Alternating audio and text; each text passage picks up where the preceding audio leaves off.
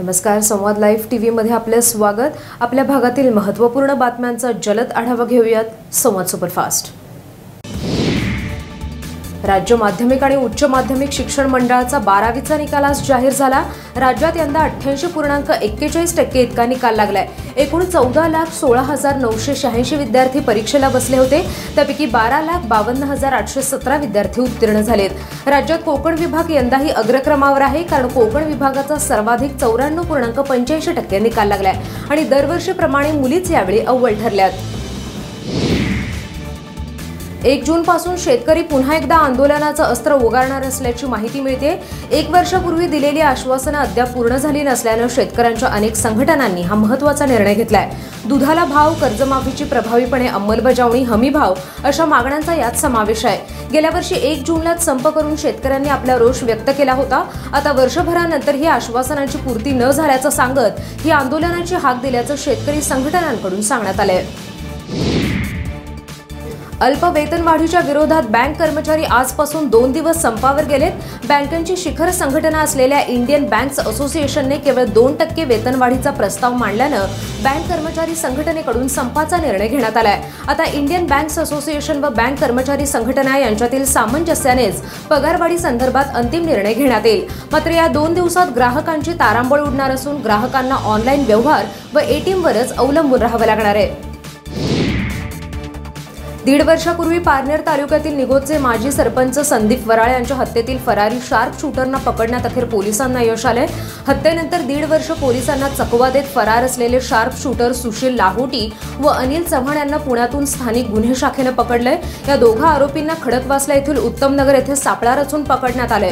दरम्यान 1.5 वर्षांपूर्वी माजी सरपंच संदीप वराळे यांची भर दिवसा गावामध्ये गोळ्या झाडून आणि तलवारीने वार करून हत्या करण्यात आली होती। या खून प्रकरणात गुंड प्रवीण रसाळ आणि त्याचे इतर सहकारी या सर्वांना याआधीच अटक करण्यात आली आहे। आता बातमी आहे चिंचवडची। पिंपरी चिंचवडमध्ये मंगळवारी रात्री एका तरुणाच्या डोक्यात दगड घालून तसेच कोयत्याने वार करून खून करण्यात आलाय। आकाश तानाजी लांडगे असं खून झालेल्या तरुणाचं नाव आहे। मंगळवारी रात्री तो आपल्या मित्रासह चाफेकर चौकातून जात असताना अचानक त्याच्या डोक्यात कुंडी आणि सिमेंटचा गट्टू घालून हल्ला करण्यात आला। यात गंभीर जखमी झालेल्या आकाशचा उपचारादरम्यान मृत्यू झालाय। या प्रकरणी रणजित बाबू चव्हाण, स्वप्नील मोरे, प्रफुल्ल ढाकणे, सोन्या वराडे यांच्या विरुद्ध प्रशांत ज्ञानोबा वीर यांनी चिंचवड पोलीस स्थानकात फिर्याद दिली आहे। शिक्रापुरातील विद्याधाम शाळेतील बलात्कार प्रकरणी आता गावात विशेष ग्रामसभा घेतली जाणार आहे। बलात्कार प्रकरण आणि गैरकारभार यावर तसेच अशा शिक्षकांबद्दल ठोस पाऊल उचलण्यासाठी ही ग्रामसभा आयोजित केली जाणार असल्याची माहिती सरपंच जयश्री भुजबळ यांनी दिली आहे। विद्याधाममधील या बलात्कार प्रकरणी शिक्षक सुनील जानकर याला अटक केली असून याच शिक्षकाचे आणखी विभत्सक चाळे आता पालक आणि विद्यार्थ्यांकडूनही समोर येत आहेत।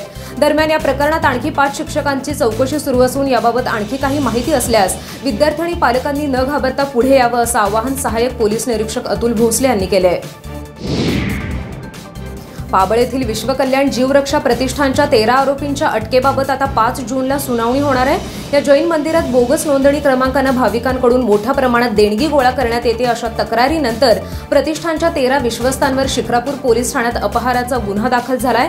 मात्र अटकेची सुनावणी 5 जूनला होईल असं आता स्पष्ट करण्यात आलंय। मात्र प्रथम दर्शनी या प्रकरणात मोठ्या रकमेचा घोटाळा झाल्याचा अंदाज व्यक्त केला जातोय। शिरूर तालुक्यात तहसीलदार रणजित भोसले यांची वाळू माफियांवरची धडक कारवाई सुरूच आहे। काल अनधिकृत वाळू वाहतूक करणारी 6 वाहनं महसूल विभागाने जप्त केली आहेत। यातील 4 वाहनं तळेगाव धान्य गोदाम येथे तर 2 वाहनं तहसील कार्यालय शिरूर येथे लावण्यात आली आहेत। सदर वाहनांचे पंचनामे करण्याचं काम चालू असून त्यानंतर त्यांच्या मालकांना दंडाचे आदेश बजावण्यात येणार आहेत। नेमून दिलेल्या मुदतीत दंडाची रक्कम न भरल्यास सदर वाहन मालकांच्या मालमत्तेवर बोजा चढवण्यात येणार असल्याची माहिती मिळते। नवीन घडामोडी जाणून घेण्यासाठी पाहत रहा संवाद लाईव्ह टीव्ही। धन्यवाद। संवाद लाईव्ह टीव्ही साठी महाराष्ट्रातील विविध भागात प्रतिनिधी नेमणे आहेत। पुणे, सातारा, सांगली, सोलापूर, कोल्हापूर, ठाणे, मुंबई, हवेली, आंबेगाव, मंचर, जुन्नर, हडपसर, पिंपरी आणि भोसरी या भागात संवाद लाईव्ह टीव्ही साठी प्रतिनिधी नेमणे आहेत। पत्रकारिता क्षेत्रातील किमान 3 वर्षांचा अनुभव आवश्यक। इच्छुकांनी आजच संपर्क साधा। मोबाईल क्रमांक 9665 992 992।